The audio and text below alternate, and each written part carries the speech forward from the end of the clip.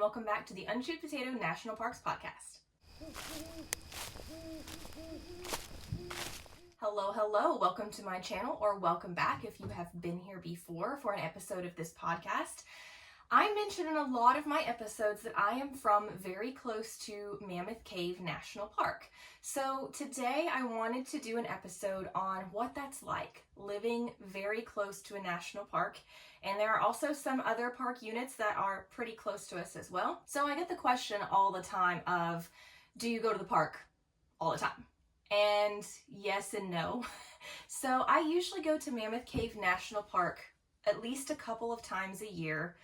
And we do a lot of hikes and runs and whatnot over there on various different trails. And by we, I am referring to my partner and also my group of friends. So I have different groups or different people that I go and adventure Mammoth Cave National Park with. My first visit ever to Mammoth Cave, which at this point was probably about 20 years ago, was actually with my dad and my cousins who at the time lived in Seattle, Washington. And so we were just kind of taking them there. I think they were interested in seeing the cave, actually going on a cave tour, which we had never done. And so my dad was like, hey, let's take them, let's go. So that was my first official cave tour, was when I was a teenager. But since then, I have been back countless times. And like I said, we hike the trails, we run the trails. I've been on a couple cave tours since then. But actually what I've done for the last couple of years, and probably will continue to do for at least the next few years, is I go over there every year and get my annual park pass. So the America the Beautiful Park Pass gets you into all the national parks that have entrance fees without having to pay those fees. So most parks are about $30 or so, and that's usually like a 7-day admission, and it's usually for a carload. However, if you're going to multiple parks with that $30 admission, you might as well just buy the $80 pass that gets you into all the parks per year. So if you were going to go to like 3 or more parks each year that have those entrance fees, then the America the Beautiful Pass is definitely the financial way to go, because you're going to save money, and it's also quicker at the entrance station too. Like, you just hand them your ID and the pass, and they just kind of look at it, and then like they hand you a map and you're like, you're good for the week or whatever. So it's a lot more convenient than having to like pay the fee and whatnot every single time. So it's a quick and easy trip to just hop on the road, drive over there and get a pass. You can order them online, but it takes a few days to ship to you.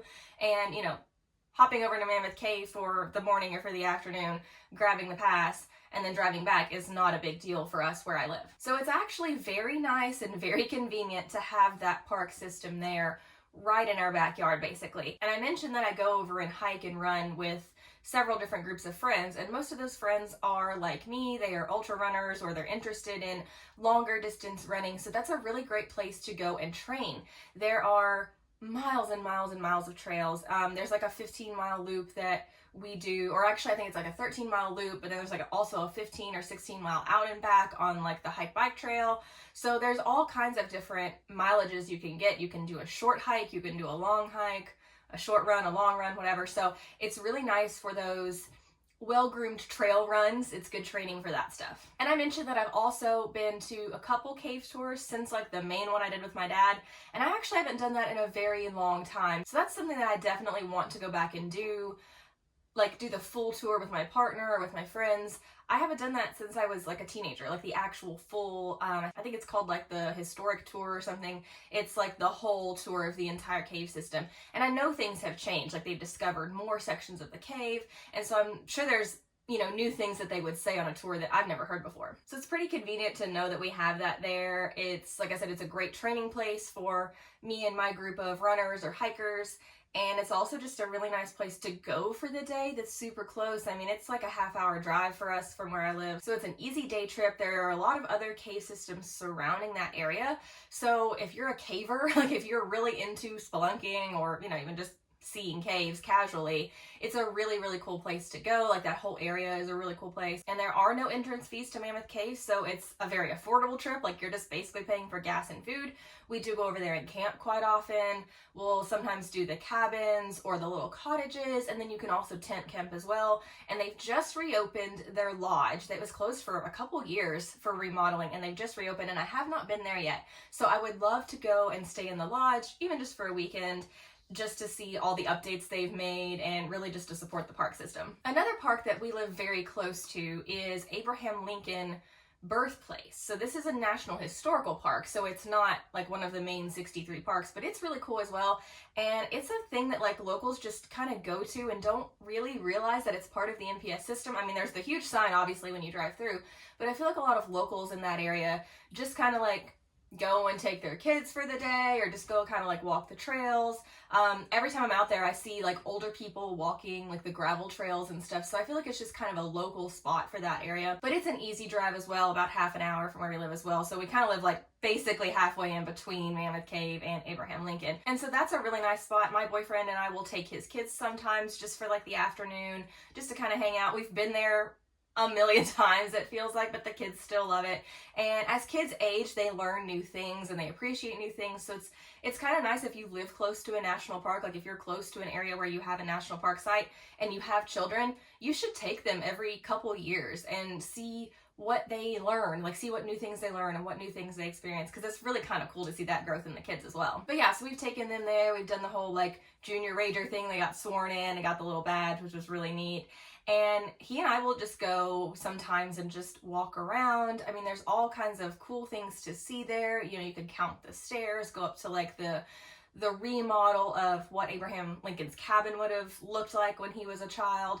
And it's just really kind of neat to know that we live pretty close to an area where a former president was born. And, you know, kind of where he spent a little bit of his childhood. Obviously, there are other Abraham Lincoln sites in Indiana and Illinois, and those are actually on our list. We are going to go visit all the Abraham Lincoln sites because we live really close to his birthplace, so we figured we might as well just, you know, go and see everything else while we're at it. But anyway, that's a whole nother episode. But yeah, so living next to these sites is actually really neat, and it's a cool opportunity. If you don't live close to an NPS site and you have to travel for everything, you kind of appreciate the parks a little more, I think. So when you live close to one, it's really easy to take it for granted. Like, oh, I'm just gonna hop over to Mammoth Cave for the day. I'm gonna go down to Abe Lincoln. And like as a local, it's just a regular spot for you that you go and hike or go run or go explore or whatever.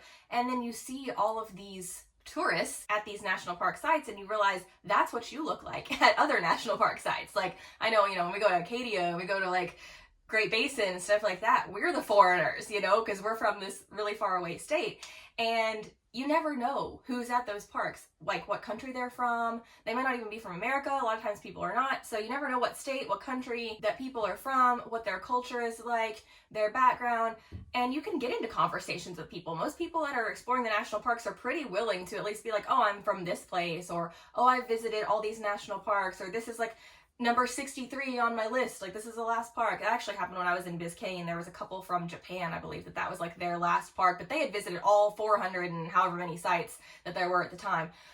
Wild story, but not relevant to this episode. Let's get back on track. So yeah, really, I guess my takeaway of this episode would be, if you live close to a national park site, don't take it for granted. Really appreciate it and understand how lucky you are to live that close to federal land, to public lands, and really soak it all in. If you're like us, like me, and you frequent these places, take the time to really appreciate them when you go and realize what an experience that you're having. Because if you're lucky enough to get to go to a national park multiple times in your life, you get to constantly learn new things about the park. You know it well, and you are one of the consistent stewards of that land. So appreciate it, treat it well, and just soak in the experience every time you're there, because even if it's like your 100th time in a park, it's still a special experience. So just to wrap things up, my advice, if you're looking at going to either of these parks soon, if you're going to Abe Lincoln, you might as well go to Mammoth Cave, and vice versa. They're so close to each other, like they're within an hour's drive of each other. So if you're visiting Mammoth Cave, you might as well hop on over to Abe Lincoln as well, because it's definitely worth visiting. So if you're going to Abraham Lincoln's birthplace, obviously check out the visitor center. There's some things to do in there, and there's some cool exhibits. Definitely go up the stairs, like to the memorial where the cabin is inside. That's definitely worth seeing. If you're able to walk fairly well, I would recommend taking that trail that kind of loops behind the memorial. It goes down and kind of passes by like where the old tree used to be, the boundary oak tree as it's called. It's no longer there, it was cut down, but you can kind of see where it would have been. You can go down and see like an actual sink, like a spring in the ground. It's just basically a big hole in the ground with some water, but it's worth checking out. And then definitely hop across the street to some little trails over there. There's kind of like an exploratory trail that's kind of geared for kids, but there are several different distances and loops that you can walk on, and I would say that's definitely the less visited part of the park. So if the other side happens to be crowded, I'm sure it gets pretty crowded in the summer months. The other side is generally pretty empty, so that could be a place you can find some peace. There's a little picnic area over there, and you can find some nature trails over there as well. Mammoth Cave, definitely as soon as you realize you're going to take the trip, get online and book a cave tour. I would recommend the historic tour. I think it's definitely by far the best, because you get all of the other tours kind of wrapped into that one. But if you only have time for, a shorter tour, the Frozen Niagara I know is a good tour, and then there's also a discovery tour that you can kind of just go into like the bigger part of the cave by yourself. It's not ranger led, it's a self-led tour, but you kind of have the opportunity to stay in there as long as you want, so that's also a really cool option as well. And of course, as I mentioned before, there are a ton of trails at Mammoth Cave. There are what people think of as like real trails that are dirt and more, single track.